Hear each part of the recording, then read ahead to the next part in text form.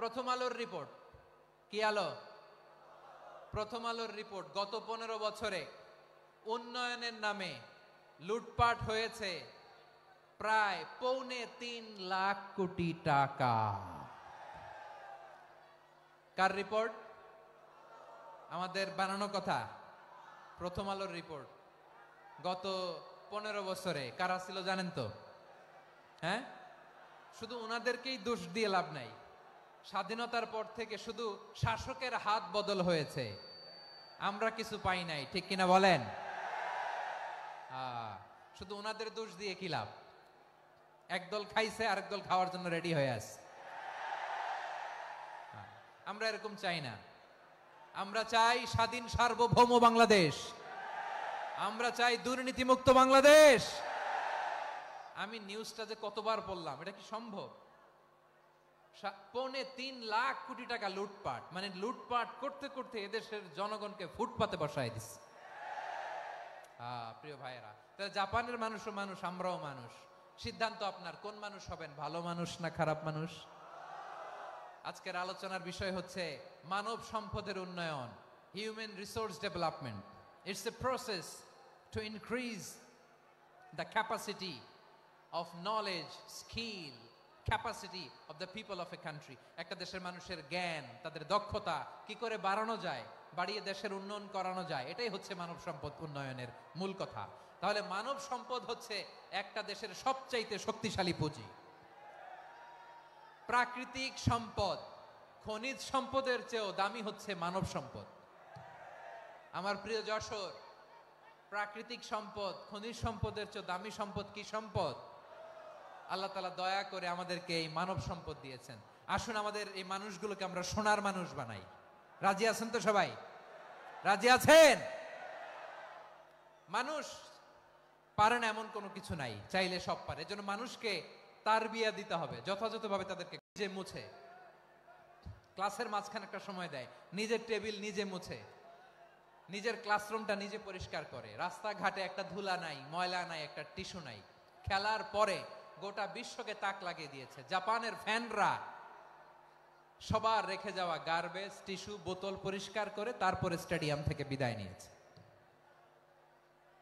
আমরা কেন এমন হইতে পারলাম না? আমরা কেন এমন হইতে পারলাম না? জাপানের যারা এগুলো করছে, ওদের 3টা করে চোখ না? চোখ তো 3টা, জাপানো লাগো। জাপানো লাগো হাত তো 4টা, কান তো 6টা। হ্যাঁ, নাকি আমার মতো 2 হাত 2 কানওয়ালা মানুষ? চোখে দেখলে ওটা মানুষ না। চিন্তা করছেন? তার মানে জাপানিজদেরকে যে গ্রুমিং করে শিখানোর মাধ্যমে পরিচ্ছন্ন বানানো গেছে, ওরা যেমনি মানুষ, আমরাও মানুষ। আমাদের সন্তানদেরকে শেখালে তারাও পারবে। পারবে কিনা? 2 নম্বর উদাহরণ বলি। চট্টগ্রাম ফেনীতে যারা গিয়েছেন, মেঘনা গোমতী ব্রিজ প্রকল্প নাম শুনছেন? মেঘনা একটা ব্রিজ পার হওয়া লাগে। এই মেঘনা গোমতী, এখানে 3টা ব্রিজ, কাঁচপুর সহ, এই 3টা ব্রিজের নির্মাণ কাজ, রেনোভেশনের কাজ দেয়া হয়েছিল জাপানের একটা কোম্পানিকে। কাকে? জাপানের কোম্পানি। নির্মাণ শেষে 738 কোটি টাকা বেঁচে গেছিল, এটা গভর্নমেন্টের হাতে দিয়ে তারা বিদায় নিয়েছে। কত টাকা? 738 কোটি টাকা। যত প্রাক্কলিত ব্যয় নির্ধারণ করা হয়েছে, সব টাকা সরকার, তৎকালীন সরকার, 2019-এর সরকার, কারা ছিল তো জানেন? এই 2019-এর সরকার তাদেরকে দিয়েছে।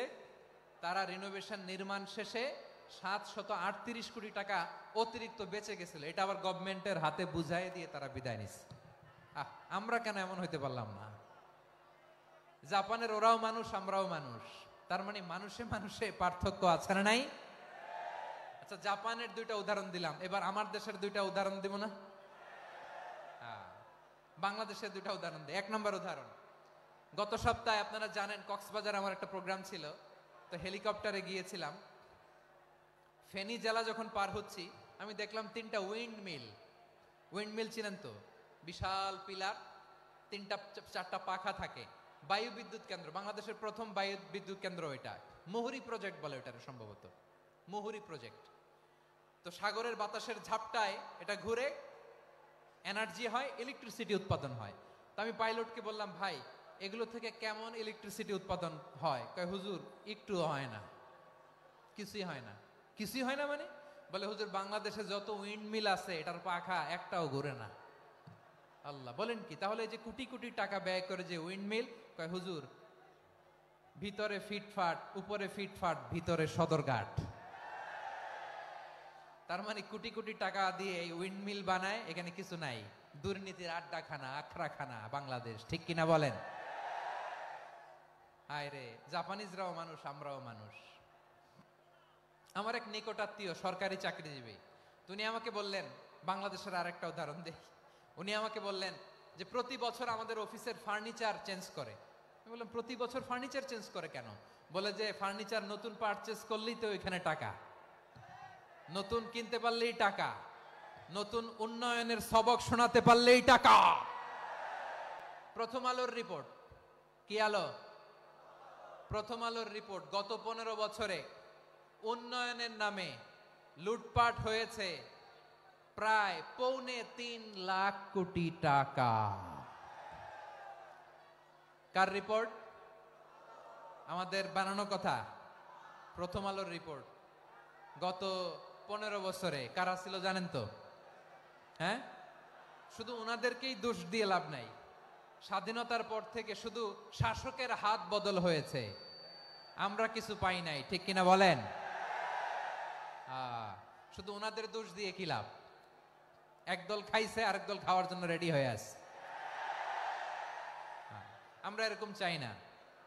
আমরা চাই স্বাধীন সার্বভৌম বাংলাদেশ। আমরা চাই দুর্নীতিমুক্ত বাংলাদেশ। আমি নিউজটা যে কতবার বললাম, এটা কি সম্ভব? 3.25 লাখ কোটি টাকা লুটপাট, মানে লুটপাট করতে করতে এদেশের জনগণকে ফুটপাতে বসায় দিচ্ছে। প্রিয় ভাইয়েরা, তাহলে জাপানের মানুষও মানুষ, আমরাও মানুষ।